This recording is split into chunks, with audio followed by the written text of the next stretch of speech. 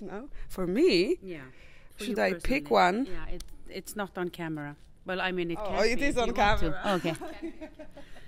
It's up to you. Okay. If it's on camera. With my heart, I should choose. Yes, this is with love from Iceland. This is from cards made from a best friend of mine. Mm-hmm. And she's a very wise woman. Standing alone proves that you can still stand. Oh no, I'm not gonna cry now. That is good. Because That's you so are here beautiful. with a lot of how do you say, projects in your hand. Yes, I am. And you're standing alone. Can I take that with me? It's yours. It's yours to keep. This card came here from Iceland to you.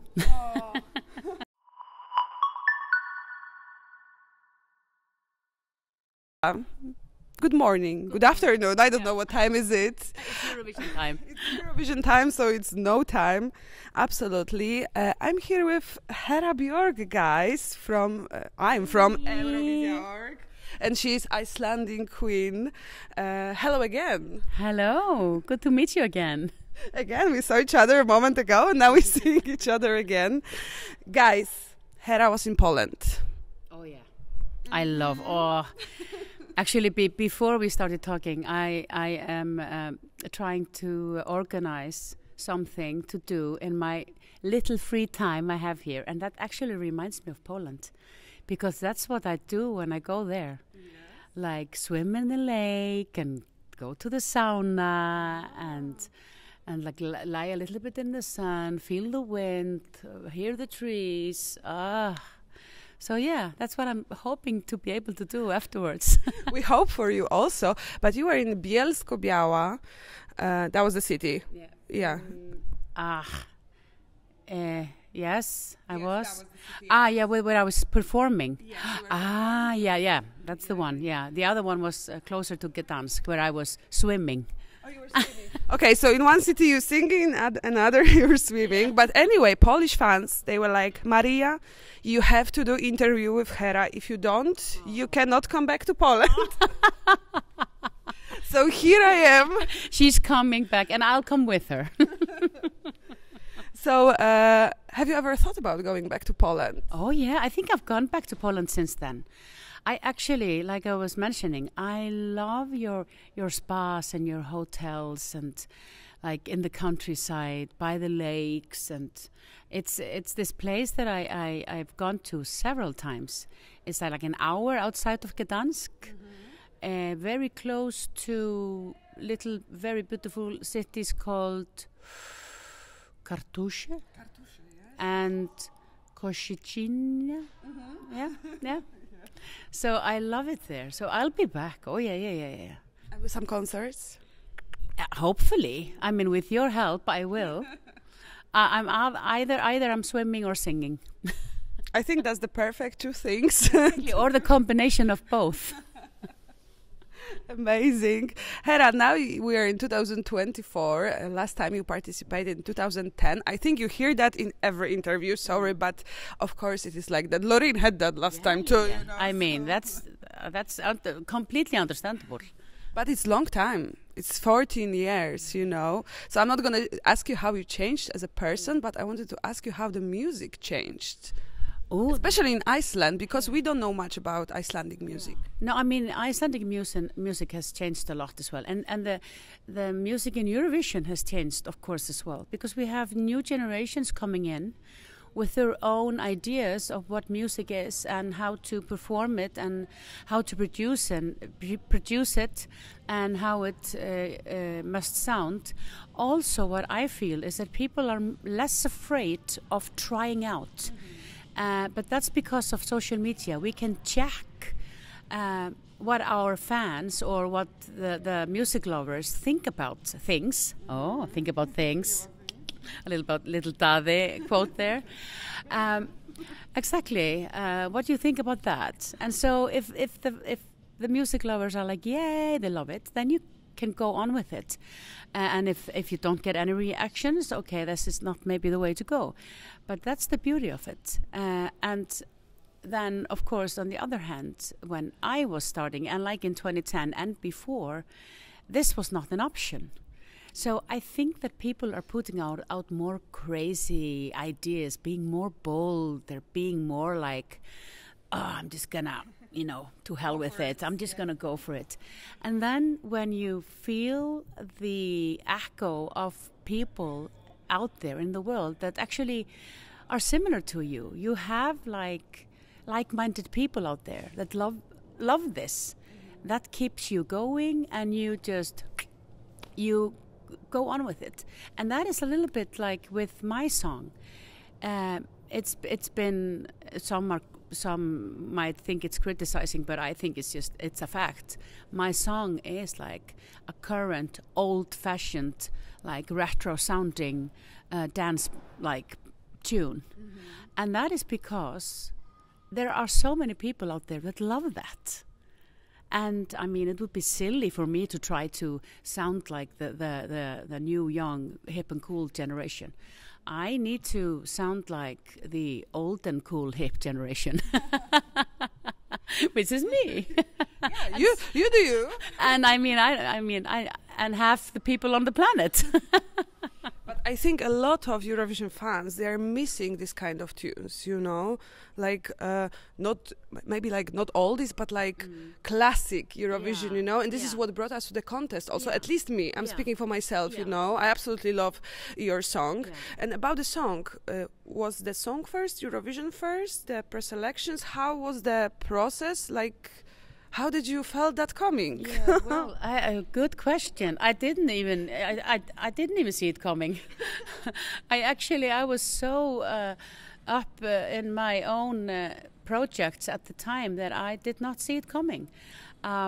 It was very effortless for me because I just got the song fully born and produced and recorded into my arms from Ásdís, the songwriter, one of the songwriters. And they were thinking Eurovision. They were thinking, ooh, cool, old sounding, classical, retro dance beat thing. And they were thinking, ooh, Hera would be perfect for it, and her voice. And so they felt it coming. I was just like minding my own business, trying to paint some walls at my family's new house that we just moved to.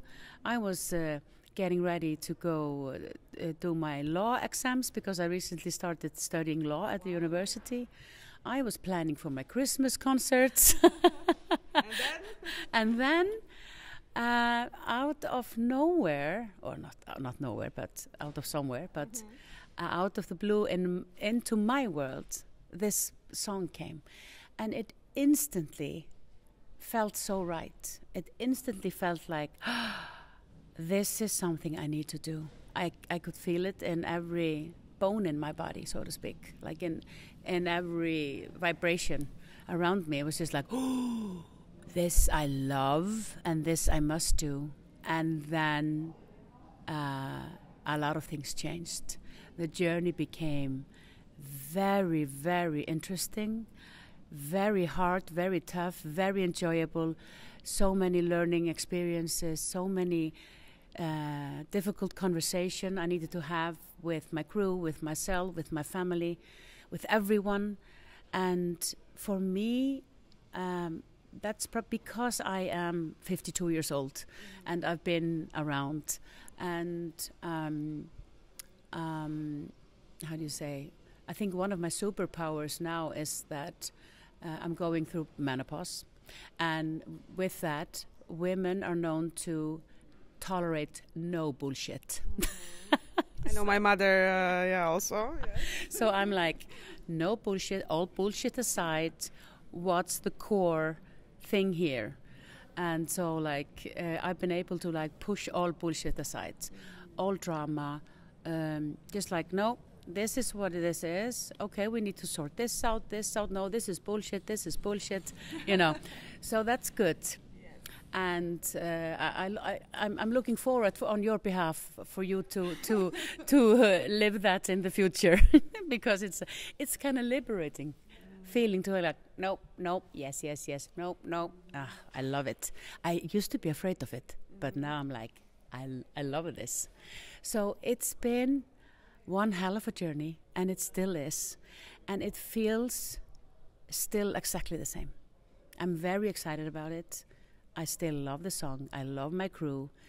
I love the struggles. I love the exactly, the highs, the lows, the comments that I'm getting. I love the mother. They're like, "Oh, mother!" I'm like, "Oh, you are this year's mother," but it's a good, I know. I mean, it's always good to be a mother. I mean, I was just so honored and I'm so proud of that title. I'm like, wow. But you know, last year Loreen was called a mother, and that was like the term that was going into the world. Yeah. And somebody asked her on the press conference, like, how do you feel that they call you mother? And she was like, mother? I'm not a mother. I'm not, you know, like it was like a little bit like, what does it mean even? And now we are absolutely mothers, like mother of all Eurovision fans. For me, that is the biggest honor, to be like a mother in Eurovision. And I take that very seriously and proudly. And I will be a mother as long as you want me to be. That is how it is. As long as you need me, I'm here. Oh, that's so beautiful. I think we all need to hear that sometimes. But I just want to just quick change of topic. You said you just started studying. Yeah. I actually, a few years back in 2016, I started studying real estate law, and I entered into the real estate business. So, and became a real estate agent in Iceland. And I absolutely love that. That's my second passion in life, is everything with houses, interior, exterior, architecture, interior design. I love it. Wow. And I mean, I used to have a home decoration store in Iceland. That was like probably the first seed of this passion.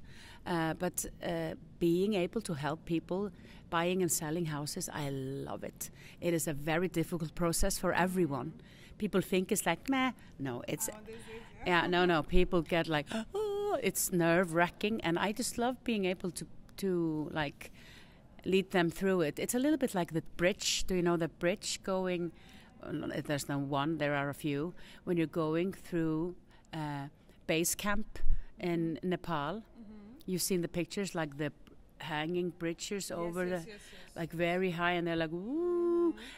I describe this process of going through the real estate process in your life, moving from somewhere to a new place. You're letting go of everything that is your security, and then you're going to somewhere else, and you're stepping into the unknown. And it's a little bit like that. It's like, follow me to this bridge, I'll take you over it. So I love that. So I wanted to add on to that, and started studying law, negotiation and business and everything related to this last August. So I've put it on a little bit of pause now, because this is not something that you do while you are in Eurovision. That's just that's not doable. No, I think we are all taking now a little bit of pause from life, like work, because you cannot do two things. You cannot. No. Hera, I have a question that I always ask to every artist I have a pleasure to meet and interview. If you can take somebody else's song from this year Eurovision, take it as your own, which song that would be? Ooh, today... Well, I've been asked these questions before. And no, who took my question? Yeah, it's you know how it is. Nobody has the idea on their own, but it's a very good question, and I actually love it. It's one of my favorite questions, because it makes me think or dive more into the other songs. I've actually I love Luna's song. I sing along with it from the moment I heard it. It got me, and I love the Australian song. That same there. But today, the flavor of the day, I think I'm gonna say France. I'm gonna say France, because I need to brush up on my French. And I had like a je ne sais quoi moment with the French song. I was just like, oh, it's so passionate, it's so emotional. So I would probably want to perform that song. Okay. Yeah. You know, our Luna also performed this. Like she made a cover of it. Song? Yeah, you have to check it out. But she did it very her own way, very like smooth acoustic. Yeah, because she speaks French also. So yeah. Wow. Okay, so this is probably Luna speaking, because, like I said, I've been in love with Luna and her song since the moment I heard it. And then, of course, I met Luna in the pre-parties, and she is just adorable. She's such a kind spirit. We connected like instantly. So yeah, that's amazing. I'm going to check that out. Yes, ooh. So I'll be singing with Luna the Tower and Luna the French song. Ooh. Looking forward to that. We are also looking forward. Hello. There's some constructions. Okay. Somebody's working here. Yes, we are in the big hotel, guys. Actually, when Euroclub is and like everything is going on here in this area, so it's a beautiful place. How do you like the interior? I love it. I love it. It's actually, you can walk around this beautiful building and enter like a new feel, like almost in every. I love it. It's beautiful. It's huge, but it doesn't feel that big because it's like sections. It's cozy. We love it. So have you been on the rooftop? I have. Oh yeah. Up there. Yeah. I've been there. Ooh, beautiful. You're not scared of heights. I am not scared of heights.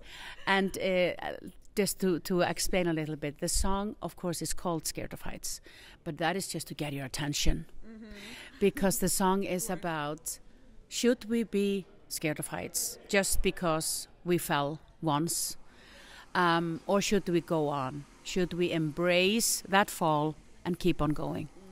That is like the essence of the song. And it's like a metaphor of relationship in love or friendships or working relationships or whatever life throws at us when we get to know.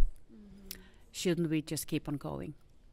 Another beautiful words. I think we need to do encyclopedia of Hera Bjork about the life sentences and all the beauty. Make T-shirts.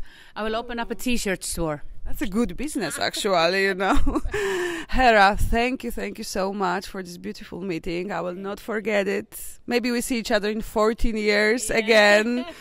And then I will be almost 50. So then I will know what I want. Yeah, no bullshit from you. Like, Hera, I want no bullshit from you. I'm like, wow.